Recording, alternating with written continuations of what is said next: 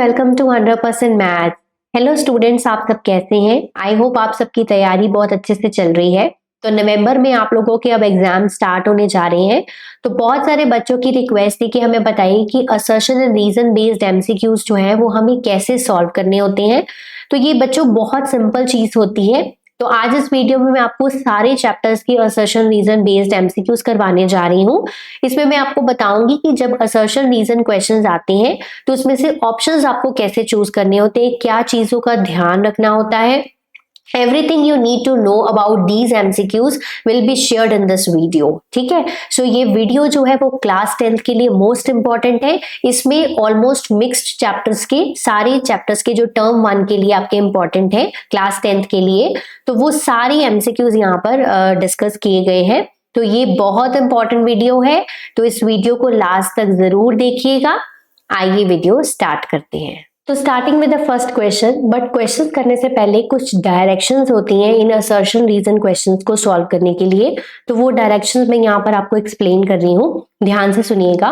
Directions ये हैं, in the following questions एक स्टेटमेंट गिवन होगा जिसको बोला जाएगा assertion is followed by the statement of reason. मतलब दो स्टेटमेंट्स गिवन होंगे आपको क्वेश्चन में, आपने उसमें से बताना है उन स्टेटमेंट्स को पढ़कर। फर्स्ट ऑप्शन होता है आपके पास both A and R true, मतलब असर्शन और रीजन दोनों स्टेटमेंट ठीक हैं and R is the correct explanation of A.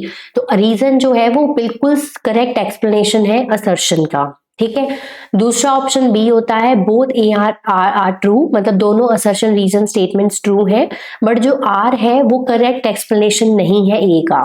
ठीक है, ये जब क्वेश्चंस आएंगे तब आपको मैं बताऊंगी इसमें डिफरेंस क्या है दोनों ऑप्शंस में। ओके, सी ऑप्शन और डी ऑप्शन बिल्कुल सीधा सीधा है, असर्शन ट्रू है बट रीजन फॉल्स है, और डी ऑप्शन में असर्शन फॉल्स है और रीजन ट्रू है। ये दोनों तो पता चल जाते हैं। मेन बच्चों को प्रॉब्लम आती है ऑप्शन नंबर ए और बी में से चूज करने में। जब दोनों स्टेटमेंट्स ट्रू होती हैं तो वो क्या करेक्ट एक्सप्लेनेशन है ए की या नहीं है ये पता नहीं चलता है। ठीक है, तो मोस्ट ऑफ द बच्चे यहाँ मिस्टेक करते हैं। तो अब हम कुछ क्वेश्चंस करने जा रहे हैं जिसके बेसिस पे हमें ये क्लियर हो जाएगा। ठीक है, तो वीडियो को लास्ट तक जरूर देखिएगा। तो क्वेश्चन नंबर 1 है, assertion A, the decimal expansion of rational number 57 by 2 square into 5 will terminate after 2 decimal places। तो अगर आप इसे ध्यान से देखें तो हम कहते होते हैं कि हमारा डिनोमिनेटर में 2 की पावर होनी चाहिए और 5 की पावर होनी चाहिए, it will be A terminating. ठीक है, तो दूसरी बात हम कहते होते हैं कि इसकी जो हाईएस्ट पावर होती है, चाहे वो 2 की हो चाहे वो 5 की हो, तो जिसकी हाईएस्ट पावर हो उतने डेसिमल प्लेसेस के बाद टर्मिनेट होगा, है ना। तो इसने क्या लिखा है, it will terminate after 2 decimal places. तो 2 का स्क्वायर है, यहाँ पर 5 की पावर 1 है, तो बिल्कुल ठीक लिखा है कि 2 डेसिमल प्लेसेस के बाद ये चीज क्या हो जाएगी, टर्मिनेट हो जाएगी। तो मतलब जो असर्शन है वो हमने प्रूव कर दिया ट्रू है। रीजन की तरफ चलते हैं। Decimal expansion of rational number 13 divided by 3125। अगर आप 3125 को प्राइम फैक्टर्स में ब्रेक करोगे तो मिलेगा आपको 5 की पावर 5। ठीक है, आप करके देख सकते हो। अब यहाँ पर 2 की पावर नहीं है तो मैं खुद से 2 की पावर ऐड कर रही हूँ, 2 की पावर 5 ऊपर नीचे मल्टीप्लाई कर रही हूँ। ठीक है, मैंने क्या किया, मैं दोबारा से बता रही हूँ। मैंने पहले 3125 को 5 की पावर 5 में चेंज किया, मतलब प्राइम फैक्टर्स में चेंज किया। अब मेरे डिनोमिनेटर में दोनों होनी चाहिए, है ना, 5 की पावर भी होनी चाहिए और 2 की पावर। अब 2 की पावर खुद से नहीं थी यहाँ पर, तो मैंने ऊपर नीचे उसको डिवाइड और मल्टीप्लाई कर लिया, कोई फर्क नहीं पड़ेगा। ठीक है, सो अब यहाँ पर हमारे पास क्या है, दोनों की पावर सेम है, तो it will terminate after 5 decimal places, है ना। 5 डेसिमल प्लेसेस के बाद ये टर्मिनेट होगा, बट यहाँ पर क्या लिखा है 3 डेसिमल प्लेसेस, तो ये फॉल्स हो गया। ठीक है, तो यहाँ पर हमारे पास मिला क्या, मुझे असर्शन ट्रू है और रीजन फॉल्स है, तो कौन सा ऑप्शन हुआ, ऑप्शन नंबर सी। इस तरह से आपको ये अटेम्प्ट करनी है। ठीक है, आई होप आपको क्लियर हो गया होगा। क्वेश्चन नंबर 2, असर्शन दिया हुआ है HCF होता है 2 और मोर नंबर्स का is equal to product of smallest power. जब स्मॉलेस्ट पावर आ गया तो मतलब HCF की डेफिनेशन बिल्कुल ठीक लिखी है, smallest power of each common prime factor involved in the numbers. तो मतलब असर्शन क्या है, जस्ट एक स्टेटमेंट थी, तो इसलिए ये क्या है, ट्रू है। ठीक है, क्योंकि HCF में हम स्मॉलेस्ट पावर लेते हैं। ठीक है, और रीजन में क्या है, HCF ऑफ 12, 21 एंड 15, ठीक है। तो 12, 21 और 15 का उसने बोला HCF 3 होता है। तो देख लेते हैं, चेक कर लेते हैं। तो 12 को अगर मैं ब्रेक करूं तो 2 इंटू 2 इंटू 3, 21 को ब्रेक करूं तो 3 इंटू 7 और 15 को ब्रेक करूं तो 3 इंटू 5। तो हमें पता है कि यहाँ पर HCF में वो वाला नंबर लेना है जो सब में प्रेजेंट है। तो 3 जो है वो सब में प्रेजेंट है, तो HCF क्या आ गया? 3 आ गया ना HCF 3। अब ये भी ट्रू है। अब यहाँ पर बात आ जाती है ऑप्शन नंबर ए है या बी है। देखो, both assertion and reason are true, ठीक है, दोनों स्टेटमेंट्स में होता है। R is the correct explanation of A, क्योंकि सेकंड रीजन में उसने एक्सप्लेनेशन ही दी है असर्शन को प्रूव करने के लिए, तो इसलिए कौन सा ऑप्शन है? ऑप्शन नंबर ए है। अगर रीजन में कुछ और निकाला होता तो हम बी करते है ना। तो असर्शन रीजन ट्रू है but R is not the correct explanation. But यहाँ पर उसने करेक्ट एक्सप्लेनेशन दी है असर्शन ए को प्रूव करने के लिए, ठीक है। तो option number A is the correct answer. Question number 3, assertion में गिवन है if the zeros of the quadratic polynomial. तो ये देखो हमारा क्वाड्रेटिक पॉलिनोमियल है, ठीक है। इसका नाम हम px रख लेते हैं। k minus 1 x square plus के एक्स प्लस 1, ये गिवन है। इसकी कहता है 0 माइनस 3 है, मतलब अगर इसकी 0 है तो इसको सेटिस्फाई करेगी, यानी कि हमें p ऑफ माइनस 3 निकालना है, ठीक है। p ऑफ माइनस 3 क्या है? 0 है यहाँ पर, और ये हमें कैलकुलेट करना है। तो हम x की जगह पर क्या डालेंगे? पुट करेंगे -3 पुट करेंगे। सो k माइनस 1, ठीक है, -3 का square plus k into -3 plus 1 is equal to 0, ठीक है। यहाँ पे मैंने क्या किया? x की जगह पे -3 पुट कर दिया और इज इक्वल टू 0 कर दिया, क्योंकि ये -3 इसकी 0 है तो उसको सेटिस्फाई करेगी, ठीक है। सो k माइनस 1 -3 का square 9 -3k plus 1 is equal to 0। So 9k minus 9 -3k plus 1 is equal to 0। 9k minus 3k कितना हो गया? 6k minus 9 plus 1 -8 is equal to 0। तो ये 8 उधर चला गया। सो 8/6 2 के टेबल पे कैंसिल करेंगे तो आ जाएगा 4/3। तो उसने भी तो यही बोला था कि k की वैल्यू क्या आ रही है? 4/3 है, मतलब हमारा असर्शन क्या हुआ है? ट्रू प्रूव हुआ है। Let us see the reason. Reason क्या है? If -1 is a zero of the polynomial px, तो यहाँ पर एक क्वाड्रेटिक और दिया है, एक्स स्क्वायर के x square -4x, right, plus k, ये क्वाड्रेटिक गिवन है। और कहता है वैल्यू जो है वो k की -2 आ रही है, ठीक है। तो ये तो पुट करके देखना पड़ेगा। -1 मतलब p ऑफ -1 यहाँ पर क्या है? 0। सो हम x की जगह पे क्या पुट करेंगे? -1, -1 का square 4 into -1 plus k is equal to 0। So this is k into 1 -4 into -1 plus 4 हो गया, plus k is equal to 0। k plus k कितना हो गया? 2k plus 4 is equal to 0। तो k की वैल्यू आ गई -4 डिवाइडेड बाई 2, तो -2 आ रही है k की वैल्यू, ठीक है। तो यहाँ पर k की वैल्यू -2 आ रही है, तो मतलब हमारा रीजन भी ट्रू है।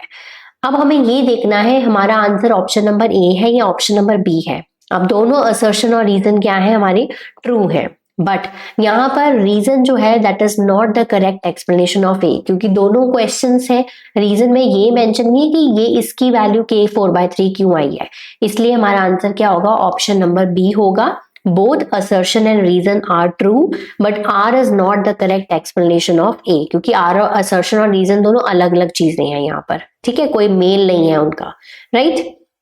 क्वेश्चन 4, असर्शन गिवन है graph of y is equal to px where px is a polynomial. तो यहाँ पर नंबर ऑफ जीरोस कह रहा है 5 है। तो नंबर ऑफ जीरोस क्या होती हैं? ये क्वाड्रेट जहां जहां पर वो x एक्सिस पे टच करता है, these are number of zeros. तो ये 5 पॉइंट्स पे टच कर रहा है, मतलब नंबर ऑफ जीरोस इसकी 5 होंगी। तो मतलब असर्शन क्या हो गया? ट्रू हो गया, ठीक है, ये तो क्लियर कट। रीजन क्या है? If the graph of a polynomial intersects the x axis at exactly 2 points, कहता अगर ग्राफ को वो किसी 2 पॉइंट्स पे ही टच कर रहा है, ठीक है, इस तरह से कोई 2 पॉइंट्स पे टच कर रहा है, तो it need not to be a quadratic polynomial. बिल्कुल ठीक है, हो सकता है उसकी 2 रियल जीरोज हो, 2 नॉन रियल जीरोज हो, कोई ऐसा पॉलिनोमियल हो हमारे पास जिसकी 2 रियल जीरोज हो, तो वो क्या करेगा? ग्राफ को 2 पॉइंट्स पे टच करेगा।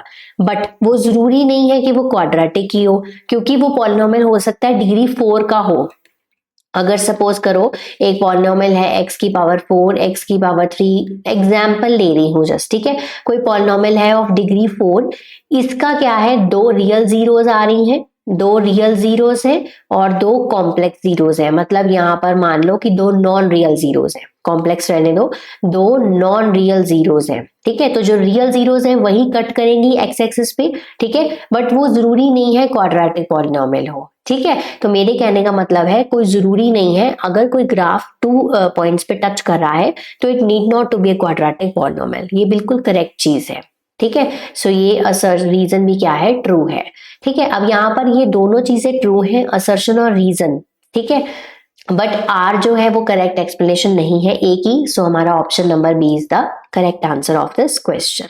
Okay, next question number 5, the ordinate of a point A on the Y axis is 5।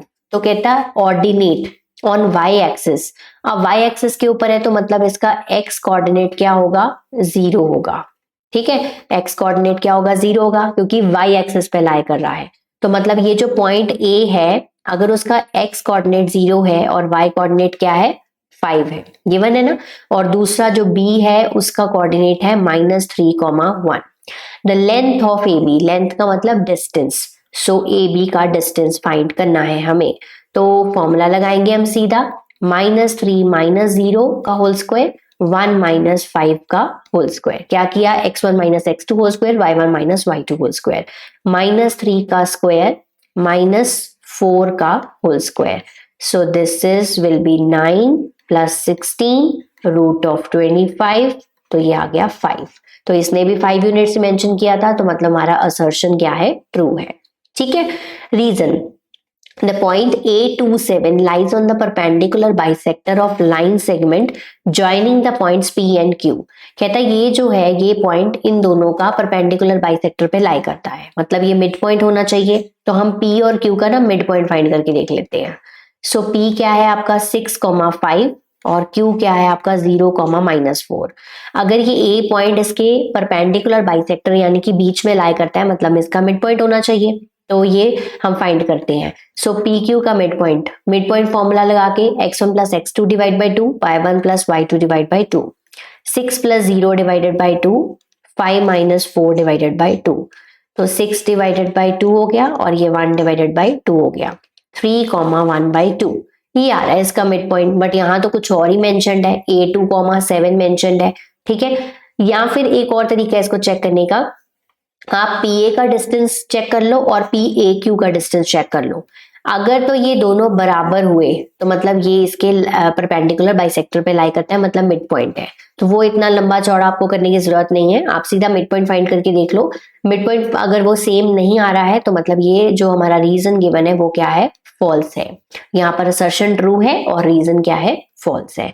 तो option number C is the correct answer. यहाँ पर नेक्स्ट क्वेश्चन है क्वेश्चन नंबर 6। असर्शन गिवन है आपको, if the equation, दो equations given है, represent the coincident lines then the value of k is equals to 2। तो ये दो इक्वेशंस हमें पहले यहाँ पर गिवन है, पहले हम दोनों इक्वेशंस को यहाँ पर लिखते हैं। 3x - y + 8 is equal to 0 और दूसरी है 6x - ky, और ये 16 को मैं लेफ्ट साइड पे लेके आ रही हूँ, +16 इज इक्वल टू 0 हो गया। यहाँ से a1 की वैल्यू 3 आ गई, b1 की वैल्यू -1 और C1 की वैल्यू +8। यहाँ पर A2 की वैल्यू 6, B2 की वैल्यू -k, C2 की वैल्यू 16। जब आप क्वेश्चंस की प्रैक्टिस हो जाती है आपकी, है ना, तो आपको ये बार बार लिखने की जरूरत नहीं पड़ती, ठीक है। तो ये मैं सिर्फ आप लोगों के लिए लिखती हूँ, मैं इसको डायरेक्ट भी निकाल सकती हूँ। अब कोइंसिडेंट लाइंस है, कोइंसिडेंट का मतलब है A1 बाई A2 जो है वो B1 बाई B2 और is equal to C1 by C2 होगा, है ना। तीनों बराबर होते हैं कोइंसिडेंट लाइंस में। So 3/6 is equal to -1 by -k is equal to 8/16। Values put कर दी। आप चाहे तो इसको सॉल्व कर लो, चाहे इस साइड वाले को सॉल्व कर लो, मैं इसको ही सॉल्व कर देती हूँ। Minus minus cancel, 3k is equal to 6k is equal to 2। तो हमारा ये असर्शन जो है वो ट्रू है, राइट। रीजन देख लेते हैं, रीजन को निकाल कर भी देखना ही पड़ेगा। 3x + 2ky - 2 is equal to 0, right side पे हमेशा 0 बनाकर रखना है।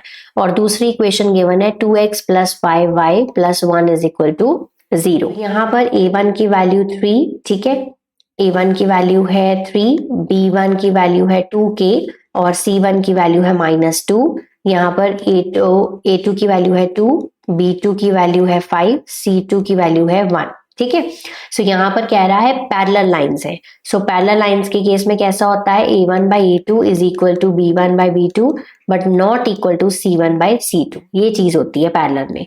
3/2 is equal to 2k by 5 is not equal to -2/1, है ना। ये आ गया आपके पास। अब आप इस साइड को सॉल्व कर लो। 5 3 15, 2 into 2 4k। सो k की वैल्यू आ रही है 15/4। ठीक है, बट यहाँ पर क्या लिखा है k 15, तो ये गलत लिखा है, मतलब हमारा रीजन क्या है, फॉल्स है। ठीक है, तो हमारा ऑप्शन नंबर कौन सा करेक्ट हो गया, C option, a is true but r is false. Right, तो इस तरह से ये क्वेश्चंस को अटेम्प्ट करना है आपने।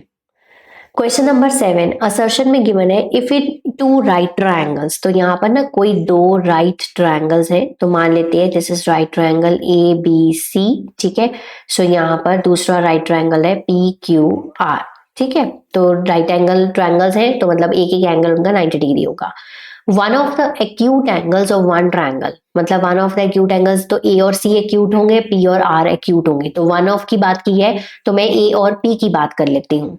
Is equal to acute angle of another triangle. तो ये कह रहा है कि यहाँ पर एंगल A जो है वो एंगल P के बराबर है, यहाँ एंगल C एंगल R के बराबर है। वो आपकी मर्जी, जो आप अपनी मर्जी से ले सकते हैं।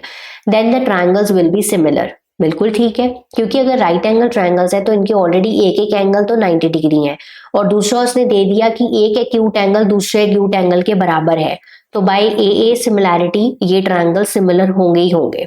ठीक है, तो ये असर्शन जो गिवन है वो क्या है, ट्रू स्टेटमेंट है।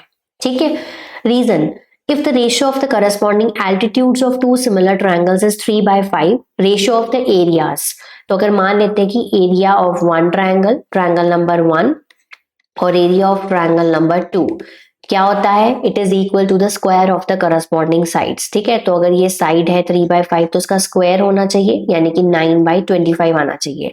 बट ये क्या मेंशन कर रहा है, 6/5, तो ये गलत है। तो मतलब हमारा जो रीजन है वो फॉल्स है। So A is true and R is false. तो option number C is the correct answer. Next question number 8, cot A is the product of cot and A। यहाँ पर जो cot A है, this is not the product of cot A, this is cotangent A, है ना, ये product नहीं होता है। ठीक है, तो ये हमारा जो असर्शन गिवन है वो फॉल्स है। ठीक है, रीजन में क्या मेंशन है, the value of sine theta increases as theta increases. बिल्कुल ठीक है, क्योंकि हम जब ट्रिग्नोमेट्री टेबल बनाते हैं 0 35 40 डिग्री 45 60 एंड 90 डिग्री का, तो जब साइन थीटा की वैल्यूज लिखते हैं तो 0 1/2 1/√2 √3/2 और ये 1, है ना, ऐसी होती है वैल्यूज, है ना। तो हमारा मतलब ये क्या होता है, जैसे जैसे थीटा इंक्रीज करता है वैसे वैसे उसकी वैल्यू इंक्रीज करती है। अब देखो 0 पे उसकी वैल्यू 0 है, 90 पे उसकी वैल्यू 1 है, तो ये चीज जो है वो क्या है, ट्रू स्टेटमेंट है। ठीक है, तो यहाँ पर असर्शन फॉल्स है और रीजन ट्रू है। So option number D is the correct answer. ठीक है, सो आई होप आपको समझ आ रहे होंगे कि हमने इन चीजों को अटेम्प्ट कैसे करना है बहुत सिंपल है, जैसे आप एमसीक्यूज करते हो वैसे ही है, बट असर्शन और रीजन को करेक्टली पढ़ना है। ठीक है, नेक्स्ट है assertion, if x is equal to 2 sine square theta, y is equal to 2 cos square theta plus 1, value of x plus Y is equal to 3। तो हम चेक कर लेते हैं x प्लस वाई को करके। सो x प्लस वाई को करेंगे 2 sine square theta plus 2 cos square theta plus 1। 2 common ले लो फर्स्ट 2 टर्म्स में से, तो sine square theta plus cos square theta आ गया, तो ये तो 1 होता है आइडेंटिटी के हिसाब से। तो 2 into 1 2, 2 plus 1 कितना हो गया, 3। तो देखो x प्लस वाई 3 बन रहा है ना, क्योंकि ये हमने x प्लस वाई किया था, तो x प्लस वाई की वैल्यू 3 बन रही है, तो ये ट्रू है। ओके, दूसरा reason, if tan alpha is equal to 5/12, so tan alpha जो है वो 5/12 है, तो पंडित बद्री के हिसाब से ये परपेंडिकुलर है और ये बेस है। ठीक है, तो हमने अगर कोई राइट एंगल ट्रायंगल बनाया तो परपेंडिकुलर हमारा 5 है और बेस हमारा 12 है, और अगर आपको ट्रिपलेट्स याद है तो हाइपोटेन्यूज क्या आएगा, 13 आएगा। मैं अब ये निकाल कर नहीं बताऊंगी, आप खुद निकाल सकते हो। ठीक है, सीकेंट अल्फा की वैल्यू आपको चाहिए। सो पंडित भद्री प्रसाद हरि हरि बोले के हिसाब से ये कॉज होता है और ये सीकेंट होता है, तो सीकेंट का फॉर्मूला हो गया h/b, h क्या है आपका 13, बेस क्या है आपका 12, तो यही वैल्यू आएगी सेकेंड अल्फा की। ठीक है, तो ये इसने भी तो यही लिखी है, तो हमारा रीजन क्या है, ट्रू है। ठीक है, अब असर्शन और रीजन दोनों ट्रू है। अब आप बताइए कि ए ऑप्शन करेक्ट है या B option? Obviously B option. क्यों? क्योंकि असर्शन रीजन ट्रू तो है but R is not the correct explanation, कोई लिंक नहीं है ना दोनों असर्शन और रीजन में, तो R is not the correct explanation of A. ठीक है, नेक्स्ट आ गया आपका क्वेश्चन नंबर 10। असर्शन गिवन है आपको P ऑफ E, यहाँ पर सॉरी E है ये, P of E is 0.20, then the probability of not E, तो आपको मैंने ये फॉर्मूला बता रखा है, P of E plus P of not E is equals to 1 होता है। तो अगर P ऑफ E 0.20 है तो P ऑफ नॉट E कितना आ जाएगा, 1 में से माइनस कर दो, तो 1 में से अगर माइनस करोगे तो आ जाएगा 0.80। ठीक है, तो ये बिल्कुल करेक्ट आ रहा है, ट्रू है ये assertion. Next reason, if two dice are thrown together, तो टू डाइस जब भी थ्रो करते हैं तो हमारे पास 36 आउटकम्स होती हैं, है ना। Then the probability of getting a doublet, doublet मतलब दोनों पे सेम नंबर आए, तो 1 1 2 2 3 3 4 4 5 5 और 6 6। ठीक है, तो 6 बार ऐसा होता है, तो 6/36 यानी कि 1/6 इसकी प्रोबेबिलिटी आनी चाहिए, बट ये तो मेंशन क्या कर रहे हैं 5/6, तो ये क्या है, फॉल्स। तो असर्शन ट्रू है और रीजन फॉल्स है। ठीक है, question number 11, if the outer and inner diameter of a circular path is 10 metre and 6 metre. ठीक है, तो आउटर डायमीटर जो है वो D1 मान लेते हैं 10 मीटर है, और जो इनर डायमीटर है D2 6 मीटर है, तो इनके करस्पॉन्डिंग रेडियस 5 मीटर आ गया और ये रेडियस नंबर 2 3 मीटर आ गया। ठीक है, अब यहाँ पर चलो हम आउटर वाले को ना कैपिटल से डिनोट कर लेते हैं, डी कैपिटल और ये आर कैपिटल। ठीक है, अब यहाँ पर एरिया ऑफ पाथ बोला उसने, तो एरिया क्या आ जाएगा, एरिया हो गया नॉर्मल, अगर हम एरिया की बात करें तो πr² होता है, बट यहाँ पर 2 आर है तो हम आउटर वाले से इनर वाला माइनस करेंगे, है ना, ये करेंगे। सो पाई इंटू 5 का स्क्वायर माइनस 3 का स्क्वायर, तो पाई इंटू 25 माइनस 9 यानी कि 16 पाई। ठीक है, तो ये इसका एरिया आना चाहिए, तो उसने भी तो यही मेंशन किया है, सो मतलब हमारा असर्शन क्या है, ट्रू है। ठीक है, reason, R and R with the radius of outer and inner circular path respectively area of path, तो फॉर्मूला देखो बिल्कुल करेक्ट दे रखा है, सो ये भी क्या है, ट्रू है। अब कौन सा ऑप्शन होगा, अब देखो इसी फॉर्मूले से तो हमने असर्शन निकाला था, तो मतलब ऑप्शन नंबर ए है, both A and R true and R is the correct explanation of A. ठीक है, तो अब डिफरेंस पता चला कि हम ए ऑप्शन और बी ऑप्शन में से कैसे चूज करते हैं। आई होप आपको क्लियर हो गया होगा। ठीक है, नेक्स्ट है हमारा question number 12, the probability that the number selected at random from the number, तो हमें यहाँ से 1 से लेकर 15 तक नंबर दे रखे हैं। ठीक है, तो मल्टीपल ऑफ 4 निकालना है, तो मल्टीपल ऑफ 4 कौन कौन से होंगे, 4 8 और 12, 15 तक तो यही आते हैं, तो मतलब ये कितने नंबर है टोटल, 15। ठीक है, 15 नीचे आ जाएगा। ठीक है, और ऊपर कितने आउटकम्स हुए, 3, तो 3/15 यानी कि 1/5 इसकी प्रोबेबिलिटी आनी चाहिए, तो यहाँ पर क्या मेंशन है 1/3, तो रॉन्ग है, सो ये असर्शन फॉल्स है। ठीक है, reason, 2 different coins are toss simultaneously, तो जब 2 कॉइन्स की बात आती है तो HH HT TH and TT। ठीक है, यही आउटकम्स होते हैं इसकी। अब उसने बोला getting at least one head, one head का मतलब है एक तो होना ही चाहिए, एक से ज्यादा भी हो सकते हैं, तो मतलब ये 3 पॉसिबिलिटीज है। ठीक है, तो 3 possibilities divided by total number of outcomes यानी कि 4, सो 3/4 इसका आंसर जो है वो करेक्ट है, तो ये रीजन ट्रू है। तो असर्शन फॉल्स है और रीजन ट्रू है, option number D is the correct answer. ठीक है, next question, if the circumference of a circle is 176 centimetre, radius 28 आता है, तो सर्कमफ्रेंस चेक करो। अगर सर्कमफ्रेंस आपको गिवन है 176, what is the formula of circumference, 2πr, 176 के इक्वल, यहाँ से रेडियस हमें कैलकुलेट करना है, पाई की वैल्यू पुट करो, तो 176। ठीक है, सो आर इज 176, ये मैं सभी को इधर लेके जा रही हूँ, 7 को इधर क्रॉस कर दिया और 22 और 2 इसके नीचे आ गए। ठीक है, सो यहाँ पर हम कैंसिलेशन करेंगे, सो इसको 11 के टेबल पे 11 2 जा, 11 1 जा और ये 6 जा। ठीक है, 2 1 जा, 2 8 जा, 2 1 जा, 2 4 जा, सो हम कैंसिल करेंगे तो आर आ रहा है हमारा 28 सेंटीमीटर, तो मतलब ये चीज ट्रू है। है ना। और सरकमफ्रेंस का फॉर्मूला यहाँ पर गिवन है 2 पाई इंटू रेडियस, है तो यही चीज बनी हुई 2 पाई इंटू रेडियस, तो ये भी क्या है, ट्रू है। अब both A and R are true and R is the correct explanation of A, क्योंकि हमने असर्शन को रीजन के फॉर्मूले से ही निकाला है, ठीक है, तो इसलिए ये ए ऑप्शन आएगा। Okay, next question, if the circumference of to circles in the ratio 2:3 ratio of the areas is, ठीक है, तो यहाँ पर दो जो सर्कल का सर्कमफ्रेंस है वो 2:3 गिवन है, तो मान लेते हैं सर्कमफ्रेंस 1, ठीक है, 2 पाई R1 और सर्कमफ्रेंस C2 2 पाई R2, ये इसकी रेशियो आपको 2:3 गिवन है, यानी कि 2/3, यानी कि यहाँ से मेरा निकल के आया R1/R2 की रेशियो 2/3 है, ठीक है। अब उसने बोला रेशियो ऑफ एरियाज निकालो, तो area 1 area 2, so area pi R1 square pi R2 square, ठीक है, इज इक्वल्स टू, सो पाई और पाई cancel, R1 square divided by R2 square, ये हमने ऑलरेडी निकाला है, 2/3 का होल स्क्वायर आ गया, सो 4/9, ठीक है, सो 4/9, तो 4:9 जो है वो करेक्ट आंसर है, मतलब ये ट्रू है। Okay, next reason, the circumference of a circle R is 2 pi R and area is pi R square, बिल्कुल ठीक है, फॉर्मूला तो यही है हमारे, सो ट्रू, सो ये भी आंसर है option number A, both assertion and reason are true and R is the correct explanation of A। Next question, zeros of fx is equals to, अब यहाँ पर जीरो जो है वो ये गिवन है, तो पहले जीरोस चेक कर लेते हैं, सो हम ये स्प्लिटिंग द मिडल टर्म से आराम से कर सकते हैं, x² माइनस 5x, 5 और 1 में मैं इसको स्प्लिट कर रही हूँ, ठीक है, x कॉमन, x माइनस 5, यहाँ से 1 कॉमन, ठीक है, x प्लस 1 या x minus 5 is equal to 0, so x plus 1 is equal to 0 and x minus 5 is equal to 0, सो यहाँ से देखो x 5 आ रहा है और यहाँ पे x माइनस 1 आ रहा है, तो यही दो जीरोस गिवन थी, तो ये क्या है, ट्रू स्टेटमेंट है, ठीक है।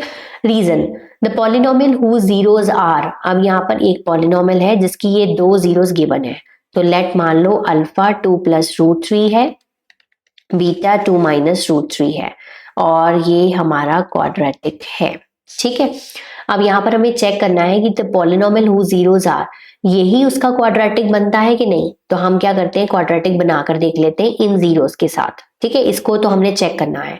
सम क्या है जीरोस का, alpha plus beta, 2 plus √3 plus 2 minus √3 cancel, 2 plus 2 4, product of zeros alpha beta, so 2 plus √3 into 2 minus √3, सो ये a plus B, a minus B का फॉर्मूला बन गया, 4 minus 3 that is equal to 1, क्योंकि 2 का स्क्वायर 4 और √3 का स्क्वायर हमारे पास हो गया, ऐसे किया ना मैंने, 2 का स्क्वायर माइनस √3 का स्क्वायर, 4 माइनस 3 1 हो गया।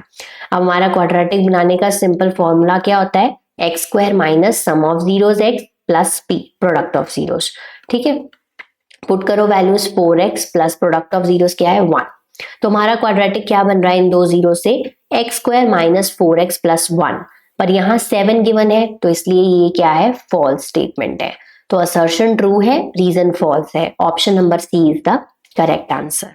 Okay, next question, assertion given है, the value of k for which the system of equations has a unique solution, so यहाँ पर आपको given है यूनिक सोल्यूशन, तो ये हमारी दो इक्वेशंस है, मैंने राइट साइड पे पहले ही जीरो बना लिया है, ठीक है, I hope it's clear to you.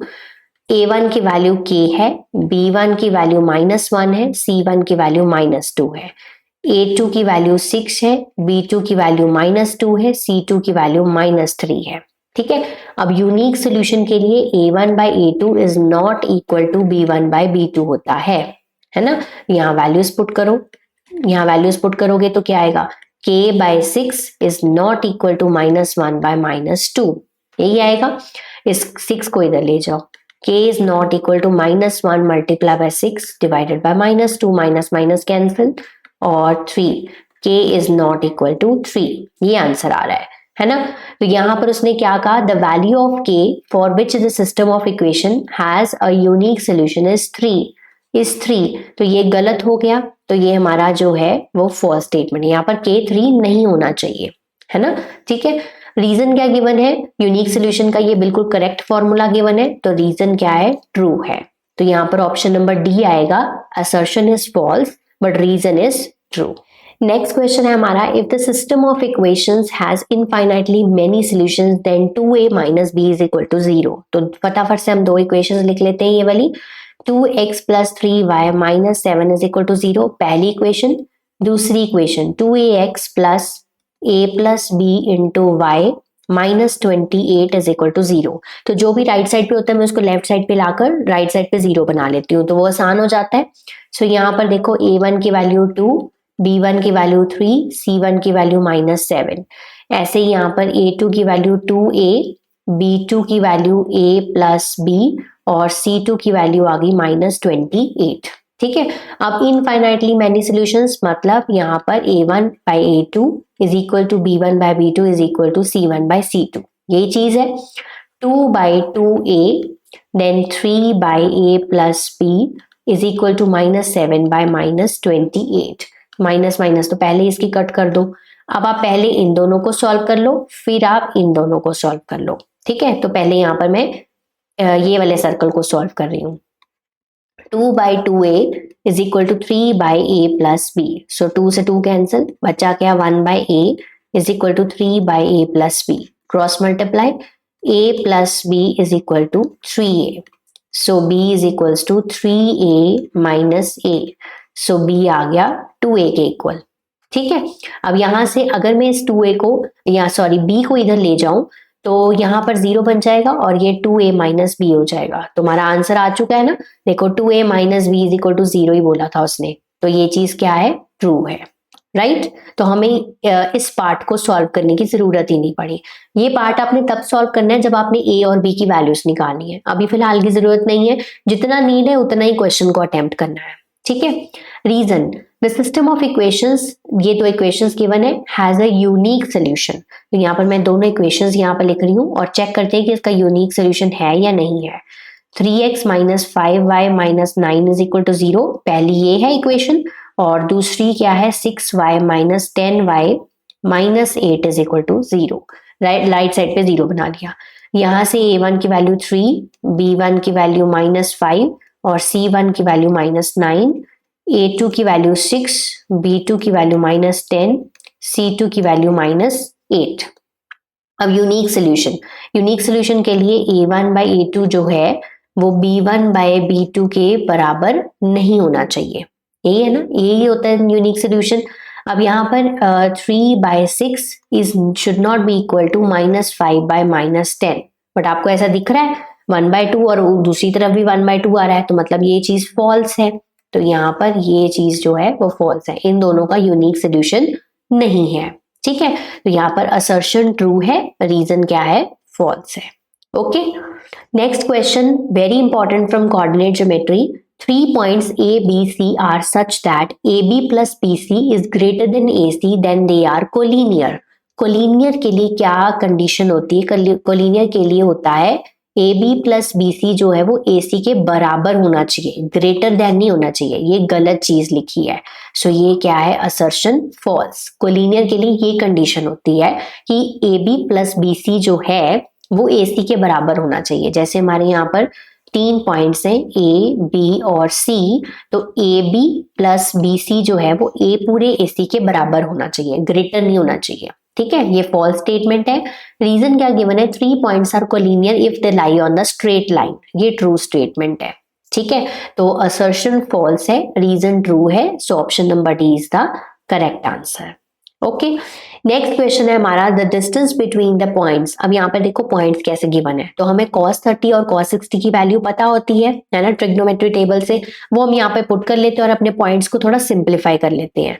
So cos 30 की वैल्यू, तो cos 30 की वैल्यू हमारे पास होती है √3/2, है ना, यही होती है। और cos 60 की वैल्यू हमारे पास होती है, 10 हमारा पहले से ही बाहर था। ठीक है, cos 60 की वैल्यू होती है 1/2। ये हमने पॉइंट्स को सिंप्लीफाई कर दिया, 2 5 सा। सो ये पहला पॉइंट मेरा बनकर आया है 5√3,0 और दूसरा पॉइंट आएगा 0,5, 2 और 5 से कैंसिल हो गया। ठीक है, अब यहाँ पर हमें इसका डिस्टेंस फाइंड करके बताना है और ये बताना है कि 10 यूनिट्स आ रहा है कि नहीं आ रहा है। तो लेट्स फाइंड द डिस्टेंस, 5√3 - 0 का होल स्क्वायर और 0 माइनस 5 का होल स्क्वायर, यही डिस्टेंस फाइंड करेंगे। अब यहाँ पर आ गया ये 5√3 का होल स्क्वायर और ये -5 का होल स्क्वायर। इसको कैसे सॉल्व करोगे? ये 5√3 इंटू 5√3 है, तो 5 5 ज़ा 25, √3 इंटू √3 3, 25 इंटू 3 75 आ गया। तो 75 और ये कितना आ गया 25, -5 का स्क्वायर 25, √100 तो कितना आ रहा है आंसर 10 यूनिट्स। तो ये क्या है असर्शन ट्रू है। ठीक है। Reason, mid point of line segment A और बी, सी एंड डी। तो देखो कहता है दो कोई कोऑर्डिनेट्स है, इसके कोऑर्डिनेट्स है a, b, लेटर से ये पॉइंट a है और दूसरा है c, d। अगर मैं इसका मिड पॉइंट फाइंड करना चाहूं तो क्या आएगा? a plus C divided by 2 और b plus D divided by 2।